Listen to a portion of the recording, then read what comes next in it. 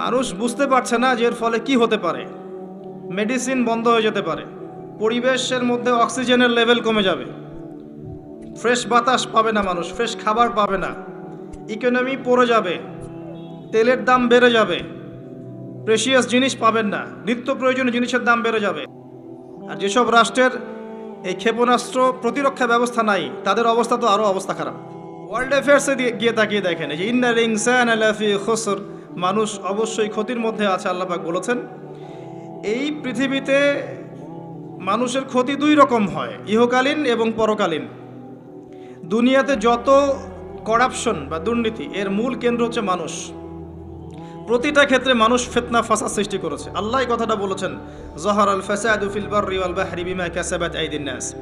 জলে স্থলে যত বিপর্যয় ছড়িয়ে পড়েছে, এটা মানুষের হাতের কামাই, মানুষের হাতের কামাই। এমনকি আমরা পরিবেশটাকেও নষ্ট করে ফেলেছি, আবহাওয়াকে নষ্ট করে ফেলেছি, জলবায়ু নষ্ট করে ফেলেছি, পানির স্তর নিচে নামিয়ে দিচ্ছি, অপচয় করেছি, কোনো সেক্টর বাকি রাখি নাই ফাসাদ সৃষ্টি করতে। সামনে একটা বড় ফাসাদ অপেক্ষা করছে, আল্লাহ ভালো জানেন। একটা বড় মালহামা হবে পৃথিবীতে, মহাযুদ্ধ। এই যুদ্ধে পৃথিবীর অনেক মানুষ মারা যাবে, এমনটা হাদিসের মধ্যে এসেছে। কে জানে, আল্লাহ ভালো জানেন এটা কবে হবে, কত সালে, কিভাবে হবে। আল্লাহ ভালো জানেন, এমন হতেও পারে এটাই সেই পারমাণবিক যুদ্ধের সূচনা, আল্লাহু আলাম। কিছু মানুষ চাচ্ছে, একটা সভ্যতা চাচ্ছে যে পৃথিবীতে একটা মহাযুদ্ধ ঘটুক, এর ফলে পৃথিবীর ম্যাক্সিমাম মানুষ যেন মারা যায়, পরাশক্তিগুলো দমন হয়ে যায়, সে নতুন করে রাইজ করবে, সেই অপেক্ষায় বসে আছে। নাহমাদুহু ওয়া নাস্তাঈনুহু মান ইয়াহদিহিল্লাহু ফালা মুদিল্লা লাহু ওয়া মান ইউদ্লিল ফালা হাদিয়া লাহু ওয়া নাশহাদু আন লা ইলাহা ইল্লাল্লাহু ওয়াহদাহু লা শারীকা লাহু ونشهد أن محمدًا عبده ورسوله أما بعد فأعوذ بالله من الشيطان الرجيم بسم الله الرحمن الرحيم وقال الله تعالى في كلامه المجيد والعصر إن الإنسان لفي خسر إلا الذين آمنوا وعملوا الصالحات وتواصوا بالحق وتواصوا بالصبر وقال الله تعالى يا أيها الذين آمنوا اتقوا الله حق تقاته ولا تموتن إلا وأنتم مسلمون وقال رسول الله صلى الله عليه وسلم خيركم من تعلم القرآن وعلمه وقال عليه السلام القرآن حجة لك وعليك وقال عليه السلام إن الله يرفع بهذا الكتاب أقواما ويضع به الآخرين الحمد لله যাবতীয় প্রশংসা এবং গুণগান একমাত্র মহিয়ান ও গরিয়ান আল্লাহ রব্বুল আলামিনের জন্য, যে আল্লাহ পাক নাজিল করেছেন মহাবিশ্বয় মহাগ্রন্থ আল কোরআনুল কারীম। যে আল্লাহ পাক আজকে আমাদেরকে সুস্থ শরীরে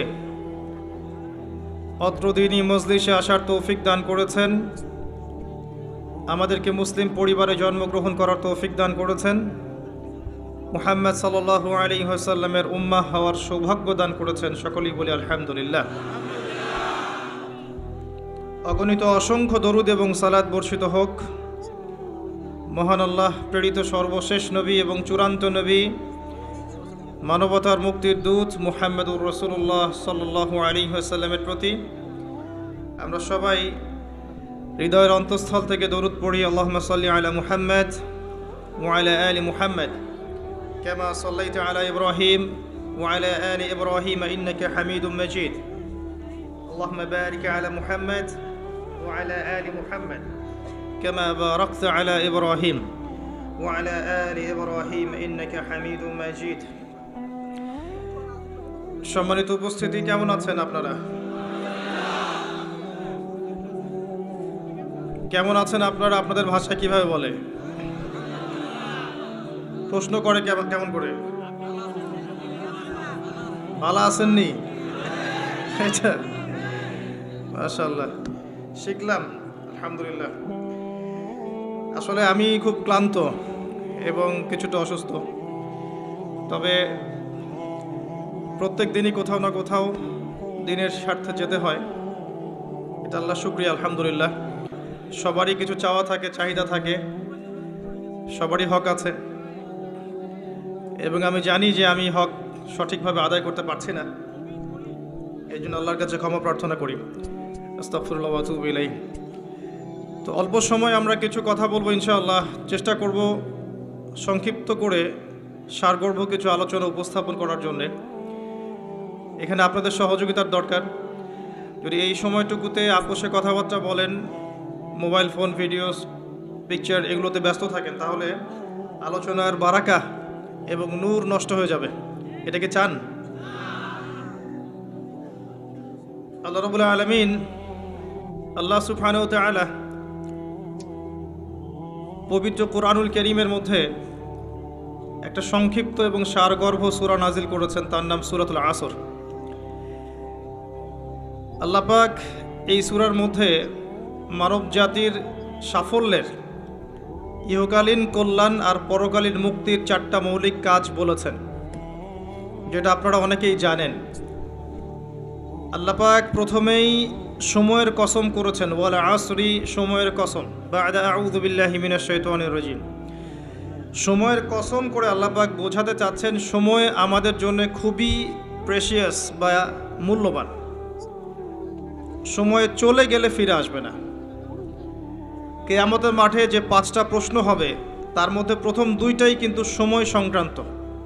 প্রথমটা হচ্ছে তোমার সারা জীবন কোন কাজে ব্যয় করেছো, দ্বিতীয়টা হচ্ছে তোমার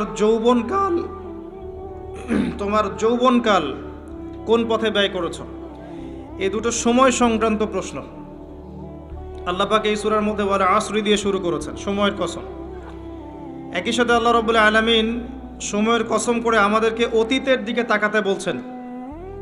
অতীতের দিকে তাকিয়ে দেখো যে প্রত্যেক যুগে যুগে আল্লাহ পাক নবী রাসূল প্রেরণ করেছেন, আসমানি কিতাব নাজিল করেছেন। প্রত্যেক যুগে যুগে যারাই আল্লাহ এবং তার রাসূলের অবাধ্য হয়েছে, আল্লাহ পাক দুনিয়াতেও ধ্বংস করেছেন, পরকালেও ধ্বংস করবেন। এই কথার কোনো ব্যত্যয় আছে?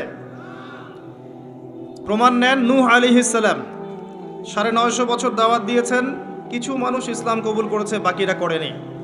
যারা করে নাই আল্লাহ পাক তাদেরকে ধ্বংস করেননি। কি দিয়ে ডুবিয়ে দিয়েছিলেন? প্লাবন দিয়ে। এমনকি নূহ আলাইহিস সালামের স্ত্রী সন্তান পর্যন্ত ঈমান আনে নাই। এনেছে? আনে নাই। এখান থেকেও শিক্ষা আছে যে আমরা যারা আদর্শ পরিবার গড়তে চাই, এমন হতে পারে যে পরিবারের সকল সদস্য সবাই কথা শুনবে না, এমনটাও হতে পারে। এতে হতাশ হওয়ার কিছু নেই। তখন আপনাকে নিজের চিন্তা করতে হবে, আলাইকুম আনফুসাকুম, নিজের নফসের ফিকির করতে হবে। আপনি দাওয়াত দিতে দিতে ক্লান্ত হয়ে যান, যদি দাওয়াত দিতে দিতে বোঝাতে বোঝাতে ক্লান্ত হয়ে যান, তারপরেও আপনার কথা মানুষ না শোনে, আলাইকুম আনফুসাকুম, নিজের ফিকির করেন। নূহ আলাইহিস সালাম যখন বললেন, বাবা নৌকায় উঠে আসো, সে বলছে আমি পাহাড়ে উঠে যাব, পাহাড় আমাকে বাঁচাবে। তখন নূহ আলাইহিস সালাম বলছেন, আজকে আল্লাহর আযাব থেকে কেউ বাঁচাতে পারবে না। একটা ঢেউ বাবা আর ছেলের মাঝখানে অন্তরায় হয়ে গেল। একটা ঢেউ আসলো, বাবা একদিকে, ছেলে একদিকে। নূহ আলাইহিস সালাম সন্তানের জন্য আল্লাহর কাছে দোয়া করছেন, আল্লাহর কাছে ভিক্ষা চাচ্ছেন, রহমত, দয়া। ইন্নাহু মিন আহলি, আল্লাহ বলছেন লাইসা মিন আহলিক, হে আল্লাহ সে আমার পরিবারের অন্তর্ভুক্ত। আল্লাহ বলছেন সে তোমার পরিবারের কেউ না। আল্লাহর কাছে দেশ, ভাষা, রক্ত, বর্ণ, জাতীয়তাবাদ কোনো কিছুর কোনো মূল্য নাই, ইল্লাত তাকওয়া, শুধু তাকওয়ার মূল্য আছে। যে ঈমান এনেছে, আকীদা পরিশুদ্ধ করেছে, আমল ঠিক করেছে, তাওহীদ শিখেছে, সুন্নতে থেকেছে, আল্লাহকে ভয় করেছে, সাধ্যমতো আল্লাহর দিনের পথে কাজ করেছে, দিন প্রতিষ্ঠার চেষ্টা করেছে, ইনশাআল্লাহ জান্নাতে চলে যাবে। আর যে হোক না কেন, একজন নবীর স্ত্রী হোক না কেন, বা কোনো নবীর আত্মীয় হোক না কেন, যত বড় মানুষ হোক না কেন, যত বড় ধনী হোক, যত সম্পদশালী হোক, যত শৌর্য বীর্য ক্ষমতার অধিকারী হোক, যত কিছু থাকুক না কেন, ঈমান না থাকলে, আমল না থাকলে, তাকওয়া না থাকলে তাকে কেউ আল্লাহর আযাব থেকে বাঁচাতে পারবে না। পারবে? এটা মৌলিক কথা। আসলে মাহফিলে অনেক কথার প্রয়োজন নাই। আমার কথা বুঝতে পারছেন? অনেক বেশি কথার প্রয়োজন নাই। অল্প কিছু কথা যদি আপনার মনে আসার করে, দিলে আসার করে, যথেষ্ট। প্রথম কথা হচ্ছে এইটা, ঈমান, তাওহীদ, নেক আমল, তাকওয়া, এগুলো ছাড়া কিছুই আমাদেরকে বাঁচাতে পারবে না। এবং যার যার হিসেব তাকে তাকেই দিতে হবে। নূহ আলাইহিস সালামের ছেলে জান্নাতে যেতে পারলো না, নূহ আলাইহিস সালামের স্ত্রী হয়েও তিনি জান্নাতে যেতে পারলেন না। প্রত্যেক যুগে যুগে ইব্রাহিম আলাইহিস সালাম, তার বাবা কি ঈমান এনেছে? আনে নাই। তার বাবার পরিণতি হয়েছে তাদের মতোই। লূত আলাইহিস সালাম, তার স্ত্রী কি ঈমান এনেছে? আনে নাই, পরিণতি একই। মুহাম্মদ সাল্লাল্লাহু আলাইহি ওয়াসাল্লামের চাচারা সবাই কি ঈমান এনেছে? তার বংশের মানুষ সবাই কি ঈমান এনেছে? অনেকেই তো তার সাথে শত্রুতা করেছে, করে নাই? আবু লাহাব তার চাচা নন? আবু লাহাব ঈমান এনেছে? চাচা হয়েও সে পার পেল না। তো এই হচ্ছে মূল কথা। আল্লাহ পাক সময়ের কসম করে বোঝাতে যাচ্ছেন, অতীতকালের দিকে তাকিয়ে দেখো, প্রত্যেক যুগে যুগে যারাই আল্লাহর অবাধ্য হয়েছে, তার রাসূলের অবাধ্য হয়েছে, আল্লাহর নাজিলকৃত বিধানের আনুগত্য করে নাই, আল্লাহ পাক দুনিয়াতেও শাস্তি দিয়েছেন, পরকালেও শাস্তি দিয়েছেন। একই সুন্নাহ প্রত্যেক যুগে যুগে। আরেকটা বিষয় আমাদের বুঝে আসে, সেটা হলো ওয়াল আসরি দিয়ে আল্লাহ পাক শেষ জামানার মানুষদেরকে সতর্ক করছেন বেশি। কারণ শেষ জামানার মানুষেরা সবচেয়ে বড় ফিতনার মধ্যে থাকবে, সবচেয়ে বেশি বেশি ফিতনা থাকবে এই জামানার মধ্যে। ব্যক্তি জীবনে ফিতনা থাকবে, ধর্মে ফিতনা থাকবে, পরিবারে ফিতনা থাকবে, সমাজে থাকবে, বিশ্বে থাকবে, সমস্ত ক্ষেত্রে ফিতনা থাকবে। ফিতনা দিয়ে ভর্তি। কিন্তু মানুষ মনে করবে তারা খুব ভালো কাজ করছে, মানুষ মনে করবে তারা খুব ভালো ভালো আমল করছে, কিন্তু এগুলো ফিতনার মধ্যে ডুবে আছে। আপনি দেখবেন এখন তাওহীদের মধ্যে শিরিক ঢুকে গেছে, সুন্নতের মধ্যে বেদাত ঢুকে গেছে। দেখবেন হালাল রিজিকের মধ্যে হারাম ঢুকে গেছে। খুব কম মানুষই এখন হালাল রিজিক খায়, খুব কম মানুষই। সবার ঘরে ঘরে এখন সুদ, সবার ঘরে ঘরে দেখবেন ঘুষের টাকা ঢুকছে, দুর্নীতির টাকা ঢুকছে, আত্মসাতের টাকা ঢুকছে।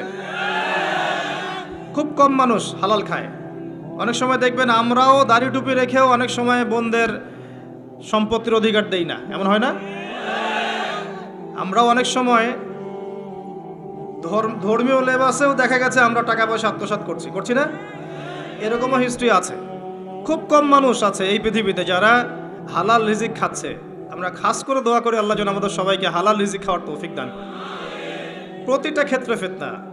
আপনি সংস্কৃতিতে যান, সেখানে দেখবেন সংস্কৃতির নামে আমরা মেয়েদের সাথে কি করেছি, নারী পুরুষের ফ্রি মিক্সিং করে দিয়েছি। নারী পুরুষ বেলাল্লাপনে একসাথে চলাফেরা করছে, যেখানে আল্লাহ পাক কিছু চাইতে বলেছেন পর্দার আড়াল থেকে, তাই না? সূরা আহজাব পড়েন, সূরা নূর পড়েন। কিছু চাইলে, একটা বেগানা নারী যদি কিছু চায়, তাকে পর্দার আড়াল থেকে চাইতে হয়। আল্লাহ যেখানে বলছেন ওয়ালা তাকরাবু জিনা, জিনার কাছেও যেও না, সেখানে আমরা জিনাকে বানাচ্ছি কাছে আসার গল্প। কথা বুঝতে পারছেন? ফ্রি মিক্সিং একদম শুরু থেকে, স্কুল লাইফ থেকে শুরু হবে। একদম এই যে ক্লাস 5-6 থেকে শুরু করে এসএসসি, এইচএসসি, অনার্স মাস্টার্স, প্রতিটা ক্ষেত্রে, স্কুল, তারপর কলেজ, তারপর বিশ্ববিদ্যালয়, সবখানে ফ্রি মিক্সিং। নারী পুরুষ একসাথে ক্লাস করবে, একসাথে পড়বে, একসাথে ঘুরবে, তারা বন্ধু। আল্লাহ পাক যে সম্পর্কটাকে হারাম করেছেন, এটাকে হালাল করে আমরা শিক্ষা অর্জন করছি, জ্ঞান অর্জন করছি। প্রতিটা ক্ষেত্রে ফিতনা। এরপরেও আছে পোশাকের ফিতনা, মেয়েরা ছেলেদের পোশাক পরছে। আবার কোনো কোনো ক্ষেত্রে দেখবেন ছেলেরাও মেয়েদের পোশাক পরছে। প্রতিটা ক্ষেত্রে আপনি দেখবেন। এবং মেয়েরা ছেলেদের জায়গা নিয়ে নিচ্ছে সমাজে। প্রতিটা ক্ষেত্রে আপনি গিয়ে দেখেন, হোক সেটা আপনার দোকান বা শপিং মলস বা এয়ারপোর্ট বা আপনার ফিল্ম ইন্ডাস্ট্রি বা মডেলিং বা সংস্কৃতির কোনো ক্ষেত্র বা ব্যাংকিং সেক্টর বা corporate sector even political sector, সব জায়গায় গিয়ে দেখবেন আপনি মেয়েরা ছেলেদের জায়গা নিয়ে নিচ্ছে। ফ্রি মিক্সিং, এটা ফ্রি মিক্সিংয়ের কারণে। এর ফলে আরও কিছু বিষয় হয়েছে। এর ফলে দেখবেন আপনি জেনা বাড়বে, পরকীয়া বাড়বে, ব্যভিচার বাড়বে, টিজিং বাড়বে, এবং কোনো কোনো ক্ষেত্রে দেখবেন পরিবারের কাঠামো ভেঙে যাবে, ধর্ষণ বাড়বে। এর উপরেও আছে আপনার এই যে নগ্ন ফিল্মস, এই ফিল্মসগুলো দেখার মধ্য দিয়ে এবং গোপনে গোপনে এই পাপের সংস্কৃতিতে লিপ্ত থাকার মধ্য দিয়ে মানুষ ভিতর থেকে পশু হয়ে যাচ্ছে। প্রতিটা ক্ষেত্রে, অর্থনীতি বলেন, সংস্কৃতি বলেন, আপনার পরিবারের দিকে তাকিয়ে দেখেন, ফিতনায় ভর্তি, পরিপূর্ণ। পরিবারের কর্তারা এখন ইব্রাহিমের মতো নয়। পরিবারের সন্তান সন্ততি কোরআন সুন্নাহ বোঝে না, ওযুর ফরজ বোঝে না, নামাজ কালাম ঠিক মতো পড়ে না। পরিবারের মেয়েরা দেখবেন পর্দা করে না। পরিবারে তালিম নাই, হৃদ্যতা, ভালোবাসা নাই, ইল্লা মাশা আল্লাহ। এর বাইরে আল্লাহর কিছু বান্দা আছেন, তাদের কথা ভিন্ন। ম্যাক্সিমাম পরিবারের অবস্থা, পরিবারের উপার্জনে ঠিক নাই, কোন পথে টাকা ঢুকছে পরিবারে ঠিক নাই, ঢুকলেই হলো, হালাল হোক আর হারাম হোক, এই হচ্ছে আমাদের টার্গেট। এনি হাও, যে কোনোভাবে আমাকে একটা জমি কিনতে হবে, বাড়ি করতে হবে, গাড়ি করতে হবে, স্ট্যাটাস বাড়াতে হবে, যেভাবেই হোক আমাকে এগুলো অর্জন করতে হবে। এই হচ্ছে আমাদের জীবনের উদ্দেশ্য। এখন ওয়ার্ল্ড অ্যাফেয়ার্সে গিয়ে তাকিয়ে দেখেন, এই যে ইন্নাল ইনসানা লাফি খুসর, মানুষ অবশ্যই ক্ষতির মধ্যে আছে। আল্লাহ পাক বলেছেন এই পৃথিবীতে মানুষের ক্ষতি দুই রকম হয়, ইহকালীন এবং পরকালীন। দুনিয়াতে যত করাপশন বা দুর্নীতি, এর মূল কেন্দ্র হচ্ছে মানুষ। প্রতিটা ক্ষেত্রে মানুষ ফিতনা ফাসাদ সৃষ্টি করেছে। আল্লাহ এই কথাটা বলেছেন, যাহারাল ফাসাদু ফিল বাররি ওয়াল বাহরি বিমা কাসাবাত আইদিন নাস। জলে স্থলে যত বিপর্যয় ছড়িয়ে পড়েছে, এটা মানুষের হাতের কামাই, মানুষের হাতের কামাই। এমনকি আমরা পরিবেশটাকেও নষ্ট করে ফেলেছি, আবহাওয়াকে নষ্ট করে ফেলেছি, জলবায়ু নষ্ট করে ফেলেছি, পানির স্তর নিচে নামিয়ে দিচ্ছি, অপচয় করেছি। কোনো সেক্টর বাকি রাখি নাই ফাসাদ সৃষ্টি করতে। সামনে একটা বড় ফাসাদ অপেক্ষা করছে, আল্লাহ ভালো জানেন। একটা বড় মালহামা হবে পৃথিবীতে, মহাযুদ্ধ। এই যুদ্ধে পৃথিবীর অনেক মানুষ মারা যাবে, এমনটা হাদিসের মধ্যে এসেছে। কে জানে, আল্লাহ ভালো জানেন এটা কবে হবে, কত সালে, কিভাবে হবে, আল্লাহ ভালো জানেন।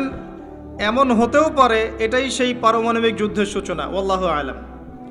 কিছু মানুষ চাচ্ছে, একটা সভ্যতা চাচ্ছে যে পৃথিবীতে একটা মহাযুদ্ধ ঘটুক, এর ফলে পৃথিবীর ম্যাক্সিমাম মানুষ যেন মারা যায়, পরাশক্তিগুলো দমন হয়ে যায়, সে নতুন করে রাইজ করবে, সেই অপেক্ষায় বসে আছে।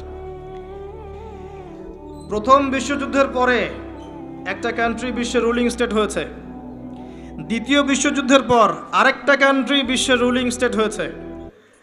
এখন অন্য কোনো রাষ্ট্রকে যদি পৃথিবীর শাসন রাষ্ট্র হিসেবে আত্মপ্রকাশ করতে হয়, তাহলে বিশ্বে আরেকটা বড় যুদ্ধের দরকার আছে। জ্ঞানী মানুষ ইশারা বুঝবেন, তারা এই চেষ্টাই করছে। এভাবে বিশ্বের পরাশক্তিগুলোকে তারা লড়িয়ে দেওয়ার চেষ্টা করছে, এবং পিছন থেকে তারা দাবার গুটি চালছে, তারা সামনে আসবে না। এগুলো তারা বুঝবে যাদের দু চোখ আছে, খিদর আলাইহিস সালামের মতো। তারা বুঝবে না, লাহুম কুলুবুন লা ইয়াফকাহুনা বিহা ওয়া লাহুম আযানুন লা ইয়াসমাউনা বিহা ওয়া লাহুম আ'য়ুনুন লা ইউবসিরুনা বিহা উলাইকা কাল আনআম বাল হুম আদাল। এই শ্রেণীর মানুষ এগুলো বুঝবে না। তো পৃথিবীর প্রতিটা ক্ষেত্রে ফাসাদ মানুষ সৃষ্টি করেছে, আর মানুষের জন্য এই পৃথিবীর ক্ষতি অপেক্ষা করছে, পরকালীন ক্ষতি অপেক্ষা করছে। মানুষ বুঝতে পারছে না যে এর ফলে কি হতে পারে। মেডিসিন বন্ধ হয়ে যেতে পারে, পরিবেশের মধ্যে অক্সিজেনের লেভেল কমে যাবে, ফ্রেশ বাতাস পাবে না মানুষ, ফ্রেশ খাবার পাবে না, ইকোনমি পড়ে যাবে, তেলের দাম বেড়ে যাবে, প্রেশিয়াস জিনিস পাবেন না, নিত্য প্রয়োজনীয় জিনিসের দাম বেড়ে যাবে। আর যেসব রাষ্ট্রের এই ক্ষেপণাস্ত্র প্রতিরক্ষা ব্যবস্থা নাই, তাদের অবস্থা তো আরও অবস্থা খারাপ। কথা বুঝতে পারছেন না? ক্ষেপণাস্ত্র প্রতিরক্ষা ব্যবস্থা থাকে, কেউ যদি মিসাইল ছোড়ে সেটাকে আকাশেই ধ্বংস করা যায়। সেই প্রতিরক্ষা ব্যবস্থা যাদের নাই, তাদের কি অবস্থা হবে চিন্তা করতে পারে। এই মালহামায় মুসলিমরাও জড়িয়ে যাবে, কারণ বিশ্ব এখন একটা, যেটা আমরা বলি যে গ্রামের মতো, ভিলেজ, একটা ওয়ার্ল্ড ভিলেজ, বিশ্ব একটা গ্রামের মতো হয়ে গেছে এখন। একদিকে ঢিল পড়লে আর একদিকের প্রভাব পড়বে, তাই পুরো বিশ্ব একটা পরিবারের মতো হয়ে গেছে। একদিকে সমস্যা সৃষ্টি হলে সমস্ত বিষয়ের দিকে ইফেক্ট হবে, প্রত্যেকটা রাষ্ট্র ইফেক্টেড হবে। তো কেউই আমরা ক্ষতি থেকে মুক্ত নই। না দুনিয়ার ক্ষতি না পরকালে। আর পরকালের ক্ষতি তো আপনারা আমার চেয়ে ভালো জানেন। মানুষের জন্য অপেক্ষা করছে পরকালের সওয়াল জবাব, কবরের আযাব, মিজান, পুলসিরাত, জান্নাত, জাহান্নাম। ইন্নাল ইনসানা লাফি খুসর। তারপরেও মনে হয় আমাদের চালচলন দেখলে যে ক্ষতি আমাদেরকে স্পর্শ করবে না। আমাদের ব্যাপারটা অনেকটা এমন যে আরে অন্যদিকে কি হয় হোক, আমি তো ভালো আছি। যখন সব কিছু নষ্ট হয়ে যায় তখন নিজেও ভালো থাকা যায় না। থাকা যায়? যখন সব কিছু নষ্ট হয়ে যায় তখন নিজেও আর ভালো থাকা যায় না। তো আমাদের ভাগ্যেও ক্ষতি অপেক্ষা করছে, এটা সময়ের ব্যাপার মাত্র। এখনও যদি আমরা সচেতন না হই, নিজেদের ফিউচারের চিন্তা না করি, নিজেদের আমল, আকীদা, পরিবার, রিজিক এগুলোকে না গুছিয়ে নেই, তাহলে সমস্যা আছে। আমরা কি সমস্যায় পড়তে চাই? আল্লাহ পাক আমাদের সবার আকীদাকে পরিশুদ্ধ করুন, আমিন। বেশি থেকে বেশি নেক আমল করার তৌফিক দান করুন, আমিন। আমাদের পরিবারগুলোকে আল্লাহ পাক জান্নাতি পরিবার রূপে কবুল করে নিন, আমিন। সবাইকে আল্লাহ পাক হালাল রিজিকের ব্যবস্থা করে দিন। দিন ইসলামকে প্রতিষ্ঠা করার তৌফিক আল্লাহ পাক আমাদেরকে দান করুন। এবার আসেন, আল্লাহ 4টা কাজের কথা বলেছেন এই সূরার মধ্যে। ইল্লাল্লাযীনা আমানু ওয়া আমিলুস সলিহাত ওয়া তাওয়াসাউ বিল হক ওয়া তাওয়াসাউ বিস সবর। এই 4টা কাজ যে মুমিনরা করতে পারবে, মুসলিমরা করতে পারবে, আল্লাহ পাক তাদেরকে ফিতনা থেকে বাঁচিয়ে রাখবেন ইনশাআল্লাহ তাআলা। 1 নম্বর কাজ ঈমান। ঈমানের পিলার কয়টা? 3টা? 6টা? কয়টা? ইসলামের পিলার 5টা, ঈমানের পিলার কয়টা? 6টা। আল্লাহর প্রতি বিশ্বাস 1 নাম্বার, ফেরেশতাগণের প্রতি বিশ্বাস 2 নাম্বার, 3 নাম্বার আসমানি কিতাব সমূহে বিশ্বাস, 4 নাম্বার নবী রসুলগণে বিশ্বাস, 5 নাম্বার পরকালে বিশ্বাস, ওয়াল ইয়াউমিল আখির, পরকালে বিশ্বাস, আর 6 নাম্বার হচ্ছে তাকদীর বা ভাগ্যের ভালো মন্দের প্রতি বিশ্বাস। এগুলোকে 3টা কাজ করতে হয়।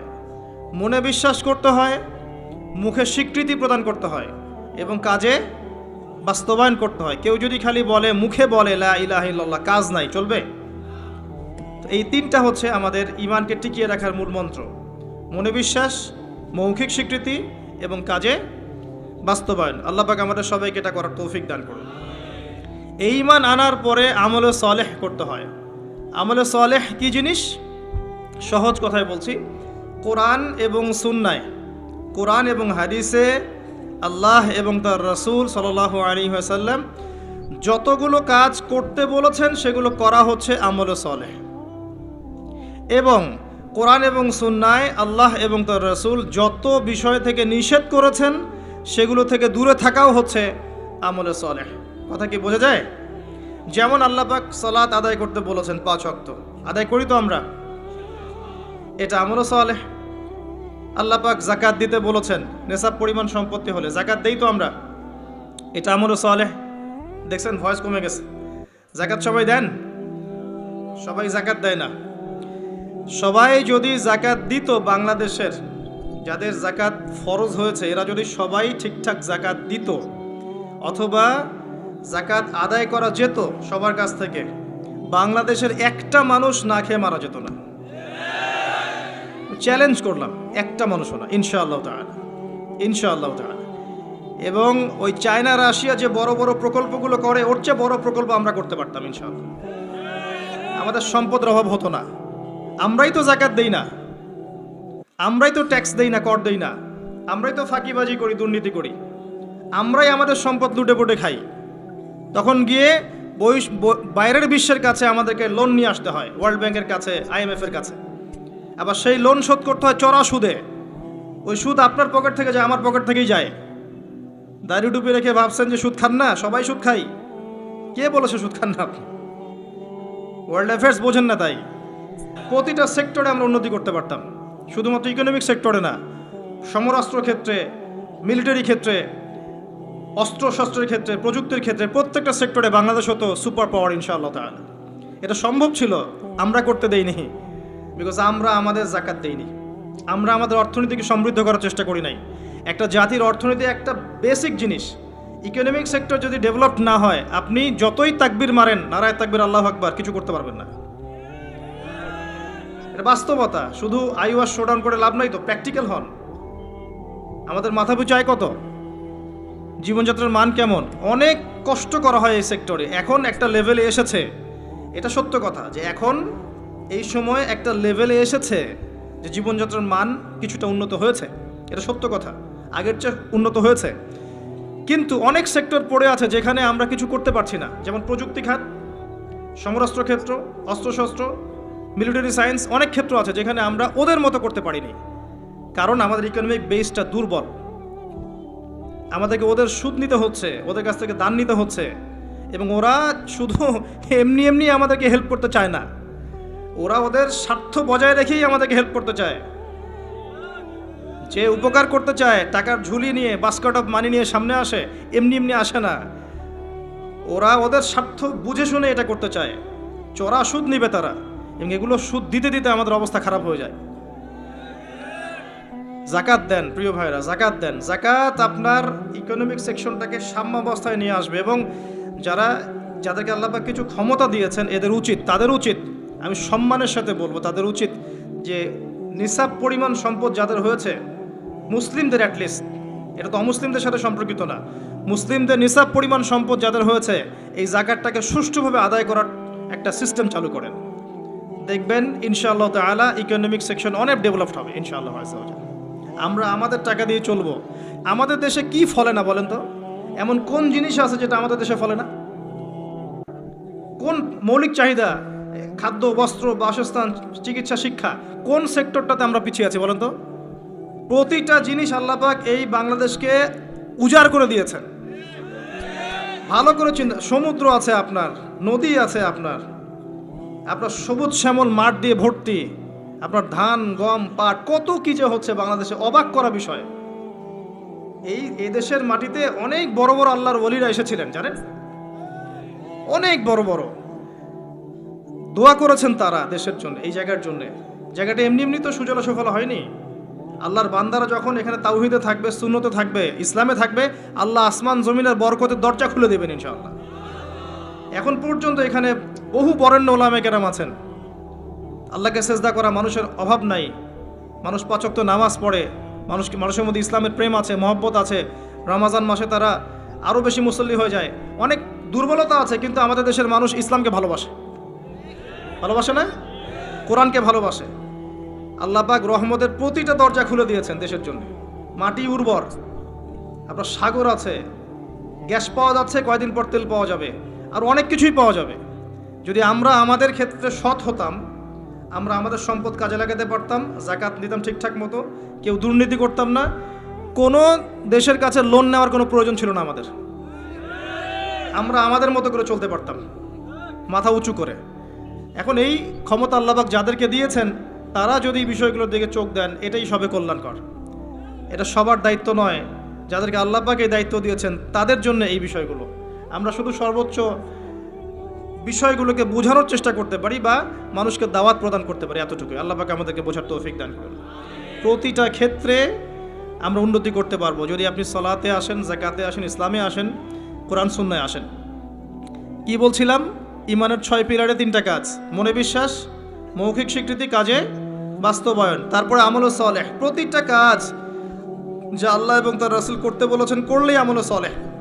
যেমন নামাজ আমল সালেহ, যাকাত আমল সালেহ, আপনি সামর্থ্য হলে হজ করবেন আমল সালেহ, উমরা করবেন আমল সালেহ। রমজান মাস আসছে সামনে, রমজানে 30টা রোজা রাখবেন, তারাবির সালাত পড়বেন, কোরআন খতম দিবেন, সব কি আমল সালেহ। আমরা দোয়া করি আল্লাহ পাক যেন আমাদের সবাইকে রমজানে পৌঁছে দেন এবং বেশি থেকে বেশি রমজানে আমল করিয়ে গুনাহ মাফ করানোর তৌফিক আল্লাহ পাক আমাদেরকে দান করে দেন। আসেন, আমি লম্বা সময় আলোচনা করতে পারবো না, আমি গুটিয়ে নিব। আমরা আমল সালেহে কথা বলছিলাম। প্রতিটা কাজ যদি আপনি নবী সাল্লাল্লাহু আলাইহি ওয়াসাল্লামের সুন্নাহ মতো করেন, আমল সালেহ হবে। চরিত্র রক্ষা করার জন্য আপনি বিয়ে শাদী করেছেন, পরিবারকে ভরণ পোষণ করাচ্ছেন, এমনকি স্ত্রীর সাথে যে মিলিত হচ্ছেন, এটাও আপনার নেকি হবে ইনশাআল্লাহ। প্রতিটা কাজ। একই সাথে আরেকটা পয়েন্ট ভুলবেন না, কোরআন এবং সুন্নাতে আল্লাহ পাক যত বিষয়কে নিষেধ করেছেন, এই নিষেধগুলো বর্জন করার নামও কিন্তু আমল সালেহ। শুধুমাত্র নেকি কাজ করব আর পাপ কাজ ছাড়বো না, এমনটা কিন্তু আমল সালেহ নয়। যেমন আল্লাহ পাক শিরিক করতে নিষেধ করেছেন, শিরিক না করা আমল সালেহ। কুফরি করতে নিষেধ করেছেন, কুফরি না করা আমল সালেহ। আল্লাহ পাক বেদাত করতে নিষেধ করেছেন। বেদাতি আমল না করা কি? আমলে সলেহ। আল্লাহ পাক হারাম খেতে নিষেধ করেছেন, হালাল খাওয়া আমলে সলেহ। আল্লাহ পাক পর্দা করতে বলেছেন, বেপর্দায় না চলা আমলে সলেহ। আল্লাহ পাক জেনার ধার কাছেও যেতে নিষেধ করেছেন, তাই চরিত্র রক্ষার জন্য বিয়ে করা কি? আমলে সলেহ। প্রতিটা কাজ যা আল্লাহ করতে বলেছেন করা আমলে সলেহ, রাসূল করতে বলেছেন সাল্লাল্লাহু আলাইহি ওয়াসাল্লাম করা আমলে সলেহ। সেই প্রতিটা কাজ যা আল্লাহ এবং তার রাসূল নিষেধ করেছেন সেগুলো না করাও আমলে সলেহ। মনে থাকবে কথা। আমাদের একটা সমস্যা বলি এখন, আমরা যেটা করি সেটা হলো আমরা অনেক ভালো কাজ করি ঠিকই, কিন্তু আল্লাহর হারামগুলোকে ছাড়তে পারি না। কথা ঠিক না বেঠিক? দেখবেন নামাজ পড়ি 5 ওয়াক্ত, সুদ ছাড়তে পারি না, আছে না? আমরা যাকাত, আমরা দান সদাকা করি মাঝে মাঝে, ফরজ যাকাত দেই না। দেখবেন যে তাহাজ্জুদ পড়ছে বাবা, মেয়ে বেপর্দায় ঘুরে বেড়াচ্ছে, আছে না? বছর বছর হজ ওমরা করছি, এদিকে আল্লাহর হালালকে হারামও করছি, আল্লাহর হারামকে হালাল করছি। এই কাজগুলো আমরা করি না। আমরা অনেক সময় ভালো অনেক কাজ করি, দান সদাকা করি, নফল দান সদাকা করি, জুমার নামাজে যাই, ঈদের নামাজে যাই, হ্যাঁ, প্রতিবেশীর খোঁজ নেই, মানুষকে রক্ত দেই, চিকিৎসার জন্য কাজ করি, শিক্ষা ক্ষেত্রে কাজ করি, অনেক কিছুই করি আমরা ভালো কাজ, কিন্তু আল্লাহর নিষেধগুলো কিন্তু ছাড়ি না। তো আল্লাহর নিষেধটা ছাড়া সবচেয়ে বড় কথা, কারণ নেক আমল করা সহজ, আল্লাহর নিষেধ ছাড়াটা খুবই কঠিন, এটা মনে রাখবেন। নেক আমল করা সহজ, আল্লাহর জন্য কিছু ছাড়া অনেক কঠিন, অনেক কঠিন। আল্লাহ পাক আমাদেরকে ছাড়ার তৌফিক দান করুন। এরপর আল্লাহ পাক বলেছেন ওয়াতাওয়াসাউ বিল হাক্কি ওয়াতাওয়াসাউ বিস সাবর। যারা হকের উপদেশ দেয় পরস্পরকে, একে অপরকে হকের উপদেশ দেয়। হকটা কি জিনিস? হকটা কি? এর সংজ্ঞা কে দিবে? আমি দিব না আপনি দিবেন না আল্লাহ দিবে? কার সংজ্ঞা নেবেন? হকটা কি কে বলবে, কে বুঝাবে? আল্লাহ বুঝাবেন। আল্লাহ বলছেন হকের সংজ্ঞা, সূরা কাহফ। আজকে জুমার রাত না? সূরা কাহফ অবশ্যই পড়বেন। এই সূরার 29 নম্বর আয়াতে গিয়ে দেখবেন আল্লাহ পাক হকের সংজ্ঞা দিয়েছেন। আল্লাহ পাক বলেছেন ওয়াকুলিল হাক্কু মির রাব্বিকুম। হক সেটাই, ভালো করে শোনেন, হক সেটাই, সত্য মিথ্যার মানদণ্ড সেটাই, ন্যায় অন্যায়ের মানদণ্ড সেটাই, জ্ঞানের মানদণ্ড সেটাই, ঠিক আছে, যেটা তোমার রবের পক্ষ থেকে নাজিল হয়। কি নাজিল হয়েছে? এখন আপনি বলেন কি নাজিল হয়েছে? যখন তাওরাত নাজিল হয়েছিল ওটাই হক ছিল, ইনজিল নাজিল হয়েছে ওটাই হক ছিল, জাবুর নাজিল হয়েছে ওটাই হক ছিল। এখন কি আছে? কোরআন এবং এর ব্যাখ্যা হাদিস। কিয়ামত পর্যন্ত কি অন্য কোনো উৎস আসবে? অন্য কোনো নবী আসবেন? আর কোনো রসুল আসবেন? গোলাম আহমেদ কাদিয়ানি যতই বলুক, সে কি নবী হয়ে যাবে? সুবহানাল্লাহ। মানুষ, কিছু মানুষ এখন তাদেরকেও নবী বলে গ্রহণ করছে, আর এটা কিয়ামতের সাইন। আমি অবাক হচ্ছি না, কারণ নবী সাল্লাল্লাহু আলাইহি ওয়াসাল্লাম বলেছেন কিয়ামতের আগে 30 জন ভণ্ড নবীর আগমন ঘটবে। কতজন? তার মধ্যে 4 জন হচ্ছে মহিলা, তার মধ্যে 4 জন কে? মহিলা, বাকিরা পুরুষ। তো এই হলো অবস্থা। নবী সাল্লাল্লাহু আলাইহি ওয়াসাল্লামের ঠিক পরেই আবু বকর রাদিয়াল্লাহু আনহুর যুগেও একাধিক ভণ্ড নবীর আগমন ঘটেছিল, এখনো হচ্ছে। এরপরে কিয়ামত পর্যন্ত কোনো নবী আসবে? নবীর ওয়ারিশগণ থাকবেন। নবীর ওয়ারিশ কারা? ওলামায়ে কেরাম, তারা নবীর ওয়ারিশ। এবং আমার নাসিহা হচ্ছে আপনি কোরআন এবং সুন্নাহটাকে তাদের সোহবতে গিয়ে পড়েন এবং বোঝেন, এটা সবচেয়ে বেশি ইম্পর্ট্যান্ট। কারণ কোরআন এবং সুন্নাহ তাদেরকে দেখে শিখলে আপনি ভালো শিখতে পারবেন, এবং এটা হচ্ছে সেই নববী সুন্নাহ। এখানে গিয়ে আপনি দেখতে পারেন, একজন সাধারণ মানুষ হিসেবে আপনি দেখতে পারেন যে অনেকের মাঝখানে হয়তো ইখতিলাফ আছে, ঠিক আছে, মতপার্থক্য আছে। এই মতপার্থক্যে আপনি ঢুকবেন না। তারা যদি মতপার্থক্য করে এটা তাদের উপর ছেড়ে দেন। আপনি সবাইকে সম্মান করবেন। কথা বুঝতে পারছেন? আপনি সব আলেমদেরকে সম্মান করবেন। হকপন্থী ওলামায়ে কেরাম যারা আছেন সবাইকে আপনি সম্মান করবেন, সবার সাথে আপনি সখ্যতা বজায় রাখবেন। তারা আপোষে কার সাথে কি করছে এটা আপনার দেখার দরকার নেই। কথা বুঝতে পারছেন? উদারভাবে যদি চিন্তা করেন তখন আপনি বুঝবেন যে আমরা সবাই এক এবং আমরা সবাই মুসলিম উম্মার অংশ, কেউ কারো শত্রু নই, আমরা সবাই একে অপরের ভাই। যদি কেউ আপনাকে ভাই মনে না করে, আপনি তাকে ভাই মনে করেন, ইনশাল্লাহ ঐক্য হয়ে যাবে। আল্লাহ পাক তৌফিক দান করুন বোঝার। আরেকটা মূলনীতি আছে যা আমি চেষ্টা করি মেনে চলার, যে প্রত্যেকের মাঝে আপনি কিছু ভালো জিনিস পাবেন। যে আপনাকে দু একটা বাজে কথা বলছে বা ভুল বুঝছে বা আপনার সমালোচনা করছে, তার মধ্যেও দেখবেন আপনি দু একটা ভালো জিনিস আছে না, ওইটা আপনি নিয়ে নেন, ওই ভালোটুকু আপনি নেন। সে আপনাকে বকা দিয়েছে, গালি দিয়েছে বা তহমত দিয়েছে বলে তার ভালোটা নিবেন না, এমনটা করেন না। তার ভালোটুকু আপনি নিয়ে নেন উদার মনে। আর প্রত্যেকের মধ্যে আপনি দেখবেন কিছু বিতর্কিত বিষয় আছে, খারাপ, যেটা খারাপ, এই খারাপগুলো আপনি নিবেন না, আপনি এড়িয়ে যাবেন। তখন দেখবেন আপনি সবার মাঝে একটা হৃদ্যতার বন্ধন তৈরি করতে পারবেন, অন্যথায় সম্ভব না। আর আমরা যতই ক্ষমতার দাপট দেখাই না কেন, আমরা যদি ইউনাইটেড না থাকি, আমাদের কোনো মূল্য নাই বিশ্বের দরবারে। শোনেন ভাই, আল কোরআনুল কারীমকে অবমাননা করা, একজন অমুসলিম, একজন নাস্তিক বা একজন মুরতাদ কোরআনকে অবমাননা করেছে, এর চেয়ে বড় অবমাননা আমার দৃষ্টিতে এটাই যে কোরআনের একটা সরাসরি বিধানকে আমরা লঙ্ঘন করছি। আপনাকে দেখাচ্ছি আমি, আল্লাহ পাক বলেছেন ওয়া'তাসিমু বিহাবলিল্লাহি জামিআ, এটা প্রথম হুকুম। তোমরা আল্লাহর রজ্জুটা শক্ত করে ধরো, ওয়া'তাসিমু, শক্ত করে ধরো, জামিআন, ঐক্যবদ্ধভাবে, এভাবে আর কি, হাতের আঙ্গুলগুলোর মধ্যে কোনো ফাঁক নাই, সেভাবে। সূরা সফ পড়ে দেখবেন, কান্নাহুম বুনিয়ানুম মারসুস, এভাবে আল্লাহ পাক ধরতে বলেছেন, এভাবে। এটা প্রথম হুকুম। তারপরেই আবার বলেছেন ওয়ালা তাফাররাকু, এরকম হয়ে যেও না। দুটো কথা, ধরো আর বিভক্ত হয়েও না। আমরা ধরিও নাই, বিভক্ত হয়েছি। এখন আপনি বলেন যে কোরআনুল কারীমকে একজন নাস্তিক, একজন মুরতাদকে অবমাননা করেছে, ও তো জানেই না যে কোরআন কি জিনিস। এটা বড় বিষয় না আমি জেনে বুঝে এই যে আয়াতগুলো মানছি না, এটা বড় বিষয়। কার দিকে চোখ তুলবেন আপনি, কার দিকে আঙ্গুল তুলবেন? নিজের দিকে আঙ্গুল তোলেন আগে নিজেদের আখের গোছান। আমি আল্লামা তকি উসমানী হাফিজাহুল্লাহ একটা বই থেকে একটা আয়াত স্মরণ করাই।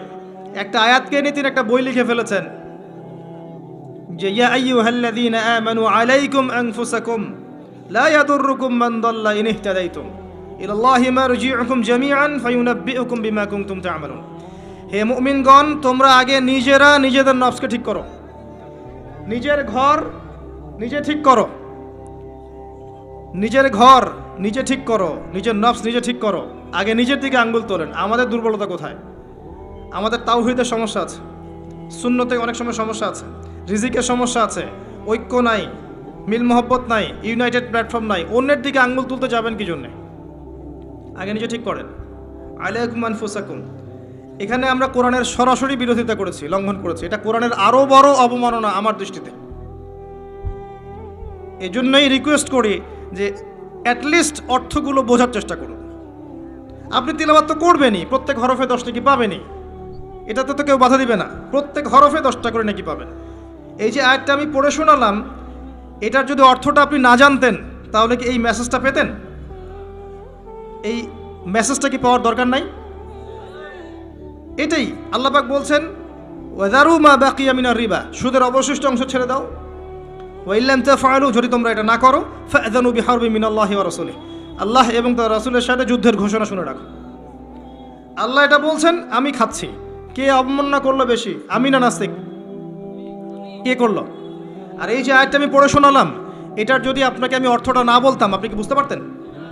এই অর্থ জানার দরকার নাই, এটাই বোঝাচ্ছি। প্রতিটা ক্ষেত্রে ওয়ালা তাকরাবু জিনা, জিনার কাছেও যেও না। আমরা করছি। আতিউল্লাহ ওয়া আতিউর রাসূল, আল্লাহর আনুগত্য করো, রাসূলের আনুগত্য করো, করছি না। তো আমরা কোরআনের যে আয়াতগুলোকে মানছি না বা আমল করছি না, এটা কি কোরআনের অবমাননা হচ্ছে না? এবং আল্লাহর এই মেসেজগুলো যে আমরা বোঝার চেষ্টা করছি না, এটা কি কোরআনের অবমাননা হচ্ছে না? কোরআনের ভিতরে তো ঢুকতে হবে, এর হকটা আদায় করতে হবে। আল্লাহ পাক আমাদেরকে বোঝার তৌফিক এনায়েত করুন, আমিন। এবং এই কাজগুলো কাদের, যারা এগুলোর জ্ঞানে দক্ষ তাদের কাছে গিয়ে আপনি এগুলো জানবেন। এতে তাদের সম্মান আরও বাড়বে, কমবে? কখনো না। হকটা আল্লাহর পক্ষ থেকে আসে এবং এই হকের দাওয়াত একে অপরকে দিতে বলা হয়েছে। যত মানুষ আপনার আহ্বানে হকপন্থী হবে, হকের পথে আসবে, এই সমস্ত মানুষের নেকি আপনি পাবেন ইনশাআল্লাহ তাআলা। এবং যদি কেউ আপনার দ্বারা বাতিলপন্থী হয়ে যায়, পথভ্রষ্ট হয়ে যায়, তাহলে ওই মানুষদের গুনাহও কিন্তু আপনার কাঁধে চলে আসবে। তাই সতর্ক হওয়া উচিত আমাদের সবার। আল্লাহ পাক আমাদের সবাইকে সতর্ক হওয়ার তৌফিক এনায়েত করুন, আমিন। সর্বশেষ আল্লাহ পাক বলেছেন ওয়াতাওয়াসাউ বিস-সাবর, ধৈর্যের কথা। সবর মানে এটা নয় যে আমি পরিস্থিতি পরিবর্তনের অপেক্ষায় বসে আছি, এখন খারাপ সময় চলছে, এক সময় ভালো সময় আসবে, আমি ভালো হয়ে যাব, এটার নাম সবর নয়। সবর মানে খারাপ অবস্থার পরিবর্তনের চেষ্টা করা, এর জন্য স্ট্রাইভ করা। সবরের এক্সাম্পল আপনি নেন নূহ আলাইহিস সালাম থেকে 950 বছর দাওয়াতি কাজ করেছেন। সবরের এক্সাম্পল নেন ইব্রাহিম আলাইহিস সালামের কাছ থেকে, পরিবার ছেড়ে দিয়েছেন, সমাজ ছেড়ে দিয়েছেন, আগুনের পরীক্ষাও দিয়েছেন। সবর নেন ঈসা ইবনে মারিয়ামের কাছ থেকে, আল্লাহ পাক শেষে পৃথিবীতে জায়গায় হয়নি, আল্লাহ পাক তাকে আসমানে তুলে নিয়েছেন। সবর দেখেন মুহাম্মদ সাল্লাল্লাহু আলাইহি ওয়াসাল্লামের 23 বছর নবী হওয়ার পরে কত যে নির্মম অত্যাচার তাকে সহ্য করতে হয়েছে আমাদের কল্পনার বাইরে। তাকে সারা জীবনে 16টা গালি খেতে হয়েছে, তাকে 15 বার মানুষ হত্যা করার চেষ্টা করেছে, আত্মীয় স্বজন তাকে তিরস্কার করেছে, গলার মধ্যে গামছা পেঁচিয়েছে, এই যে আপনার উটের ভুঁড়ি, নাড়ি ভুঁড়ি পিঠে চাপিয়ে দিয়েছে, দেয় নাই? তাকে দেশ থেকে চলে যেতে হয়নি, তায়েববাসী তাকে আঘাত করেনি, উহুদের প্রান্তরে তার দাঁত শহীদ হয়ে যায়নি। এত কিছু করতে হয়েছে কি জন্যে? হকের জন্যে। এই সবরের প্রশ্ন আসবে যখন আমরা হকের উপর থাকবো, তখন সবরের প্রশ্ন আসবে। গোল আলু মার্কা মুসলিম হলে তার সবরের প্রশ্ন আসছে না। কথা বুঝতে পারছেন না? যদি যে বিষয়গুলো নিয়ে কথা বললে বা যেগুলো করলে কোনো সমস্যা নাই, কেউ কিচ্ছু বলবে না, খাওয়ার পর মিষ্টি খাওয়া সুন্নত, তাই না? তাসবিহ তাহলিল করা সুন্নত, তারপরে খাওয়ার আগে বিসমিল্লাহ, খাওয়ার শেষে আলহামদুলিল্লাহ, বাথরুমে যাওয়ার আগে একটা দোয়া, বের হওয়ার পরে একটা দোয়া। এই যে বিষয়গুলো আছে, যেগুলো ইসলামের চরম শত্রুর মুখের উপর বললেও তার কোনো সমস্যা নাই, তখন কোনো বাধার প্রশ্ন আসবে না। যখন আপনি কমপ্লিট ইসলামটাকে সমাজের সামনে উপস্থাপন করার চেষ্টা করবেন এবং এটার জন্য আপনি স্ট্রাইভ করবেন, তখন আপনার হকের পথে বাধা আসবে, তখন সবরের প্রশ্ন আসবে। এবং এই সবরের এক্সাম্পল আমরা নবীদের জীবন থেকে নিতে পারি, রাসূলুল্লাহ সাল্লাল্লাহু আলাইহি ওয়াসাল্লাম সাহাবায়ে কেরামের জীবনী থেকেও নিতে পারি। আল্লাহ পাক আমাদের সবাইকে তার দ্বীনের পথে হকপন্থী হওয়ার তৌফিক দান করুন এবং সবর করার তৌফিক দান করুন, আমিন। এই সূরাটা যথেষ্ট একজন মানুষের শেষ করার জন্যে, তার নফসের যত খারাপ খয়েশাত আছে এগুলোকে দমন করে আল্লাহর সান্নিধ্য লাভ করার জন্য এই একটা সূরাই যথেষ্ট। আমি অনেক লম্বা আলোচনা আজকে করলাম না, শুধুমাত্র মৌলিক কিছু কথা বলছি যে আল্লাহ পাক আমাদেরকে পরকালে উদ্ধারের জন্য এবং দুনিয়াতে সফল হওয়ার জন্য এই সূরার মধ্যে 4টা কাজের কথা বলেছেন। আমার সাথে একবার বলেন, প্রথম কাজটা কি? ঈমান। ঈমানের পিলার কয়টা? 6টা। মনে থাকবে? এই 6টাকে কি করতে হবে? মনে বিশ্বাস, মুখে স্বীকৃতি, কাজে বাস্তবায়ন। এরপরে আসবে আমল সালেহ। আমল সালেহ কাকে বলে? আল্লাহ এবং তার রাসূলের সমস্ত আদেশ মানা কি? আমল সালেহ। তার সমস্ত নিষেধ বর্জন করা কি? ঈমান আমল সালেহের সাথে লাগবে হকের দাওয়াত। হক কোনটা? যেটা বলেন আল্লাহর পক্ষ থেকে নাজিল হয়েছে, আল্লাহর ওয়াহি। আল্লাহর ওয়াহি এখন কি? কোরআন এবং সুন্নাহ। এই কোরআন সুন্নাহকে আপনি নিজে আমল করবেন, পরিবারে আমল করাবেন, চেষ্টা করবেন সমাজে বাস্তবায়ন করার। আল্লাহ আপনাকে যেখানে সামর্থ্য দিয়েছেন সেখানে আপনি করবেন। আল্লাহ পাক তৌফিক দান করুন। এবং এই হকের পথে চলতে গেলে আপনার বাধা আসবে, তখন আপনাকে সবরের প্রশ্ন আসবে। এবার আপনি সবর করবেন নূহ আলাইহিস সালামের মতো, ইব্রাহিম আলাইহিস সালামের মতো, মূসা ঈসা আলাইহিস সালাম তাদের মতো, মুহাম্মদ সাল্লাল্লাহু আলাইহি ওয়াসাল্লাম তার সাহাবায়ে কেরাম রাদিয়াল্লাহু আনহুম আজমাইন তাদের মতো। আল্লাহ পাক আমাদের সবাইকে এই 4টা গুণাবলী অর্জন করার তৌফিক ইনায়াত করুন, আমিন।